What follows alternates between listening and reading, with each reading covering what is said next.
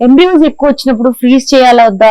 కొన్ని వేల కోసం ఎంబ్రియోస్ పడేయలేం కదా, ఖచ్చితంగా ఫ్రీజ్ చేయండి. ఎంబ్రియోస్ అంటే పిండం ఎప్పుడు ఎక్కువ తయారైతాయి అంటే మీరు అండాలు ఎక్కువ ఇచ్చారనుకోండి, ఫలదీకరణం కూడా బాగా అయినాయి అనుకోండి, అలాంటప్పుడు ఎక్కువ ఎంబ్రియోస్ వస్తాయి, ఎక్కువ పిండాలు వస్తాయి. ఇవి పడేమాకండి. ఒకటో రెండో మీ గర్భసంచిలో వేయడం జరుగుతుంది కాబట్టి ఎక్స్ట్రా ఉన్న ఎంబ్రియోస్ ఖచ్చితంగా ఫ్రీజ్ చేసుకోండి. ఇది వర్త్. ఎందుకంటే ఈ ప్రొసీజర్, ఫ్రీజింగ్ ప్రొసీజర్ ని విట్రిఫికేషన్ అంటారు.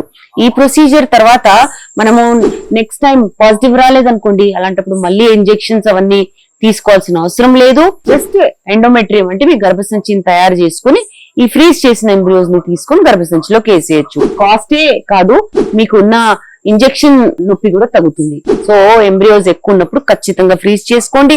విట్రిఫికేషన్ వల్ల ఎలా పెడతామో ఎంబ్రియోస్ అలానే వస్తాయి.